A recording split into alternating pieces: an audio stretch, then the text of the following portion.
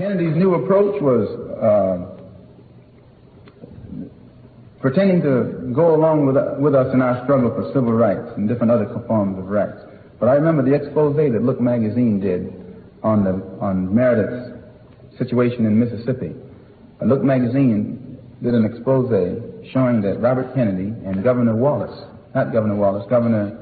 Barnett had made a deal wherein the Attorney General was going to come down and try and force Meredith into school, and Barnett was going to stand at the door, and say, no, you can't come in, and he was going to get in anyway. But it was all arranged in advance, and then Barnett was supposed to keep the support of the white racists because that's who he's holding up, and Kennedy would keep the support of the Negroes because that's who he'd be holding up. And I say and it was a cut and dried deal. And it's not a secret, it was written. They write about it. But now, if that's a deal and that's a deal, how many other deals do you think go down? What you think is on the level is crookeder, brothers and sisters, than a pretzel, which is most crooked. So in my conclusion, I would like to point out that the approach that was used by the administration right on up until today, even the present generation, was designed skillfully to make it appear that they were trying to solve the problem when they actually weren't. They would deal with the condition, but never the cause. They only gave us tokenism. Tokenism benefits only a few. It never benefits the masses. And the masses are the ones who have the problem, not the few. That one who benefits from tokenism, he doesn't want to be around us anyway. That's why he picks up on the token. You ever notice how some Negroes will brag, I'm the only one out there. I'm the only one on my job. Don't you hear him say that? Yeah, you ought to punch him in his... No, he's your brother. You shouldn't punch your brother. But you should really you can punch him with some words. You should, whenever you see a Negro bragging about he's the only one in this neighborhood, he's bragging. He's telling you in essence, I'm surrounded by white folks, I love them and they love me. Oh yes, and on his job, I'm the only one on my job. I've been listening to that stuff all my life. And the generation that's coming up, they're not going to be saying that. The generation that's coming up, everybody's going to look like an Uncle Tom to them. And you and I have to learn that in time so that we don't pose that image when our young generation come up and begin to look at us. The masses of our people still have bad housing, bad schooling, and inferior jobs that don't compensate with sufficient salary for them to carry on their life in this world.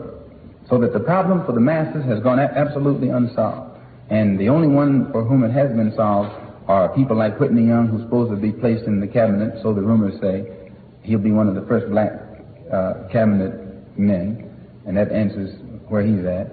And others who have been given jobs, Carl Rowan, who was put over the USIS, who is very skillfully trying to make Africans think that the problem of the black man in this country is all solved.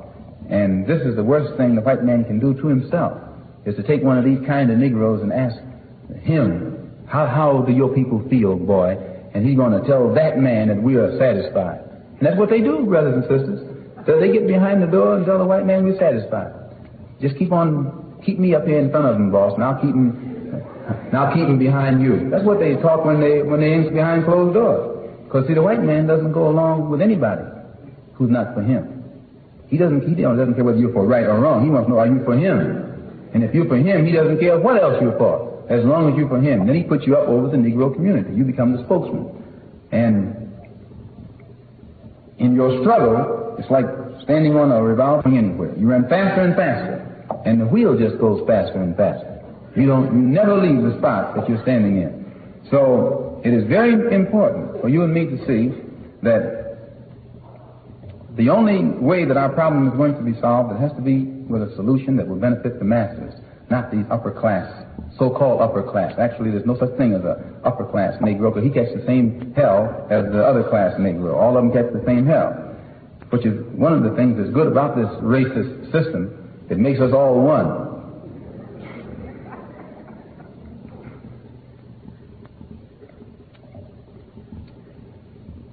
Quickly, if you'll notice, in 1963, everyone was talking about the centennial of progress. I think that's what they call it. 100 years since the signing of the Emancipation Proclamation, and they were going to celebrate how much white and black people have learned to love each other in America. You probably remember how they were talking in January of 1963.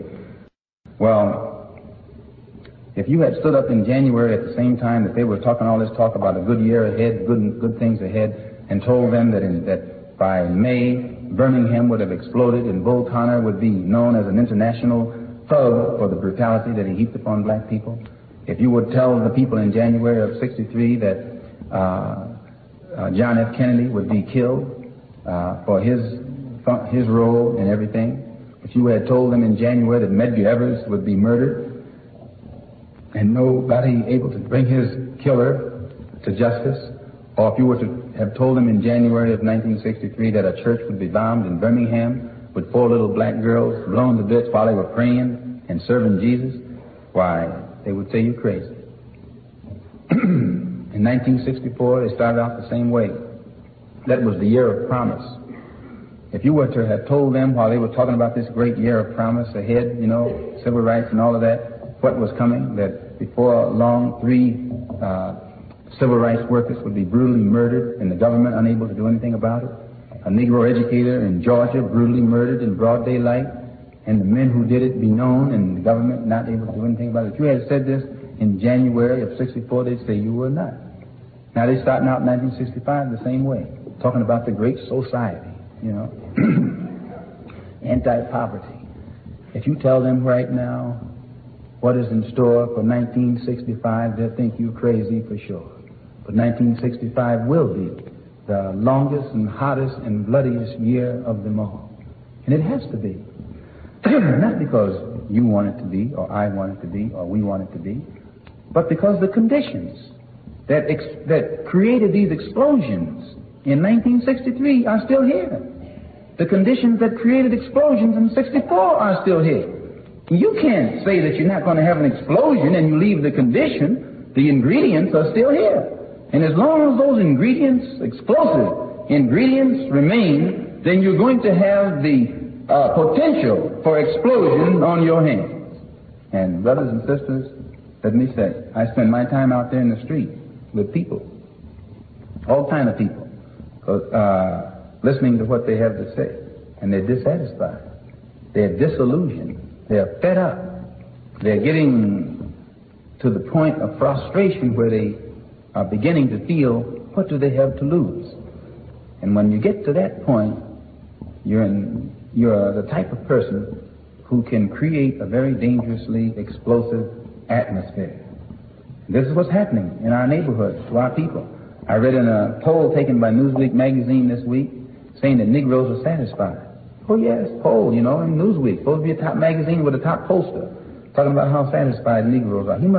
Maybe I haven't met the Negroes he met. Because I know he hasn't met the ones that I've met. But this is dangerous. This is where the white man does himself the most harm. He invents statistics to create an image, thinking that that image is going to hold things in check. You know why they always say Negroes are lazy? Because they want Negroes to be lazy. They always say Negroes can't unite because they don't want Negroes to unite.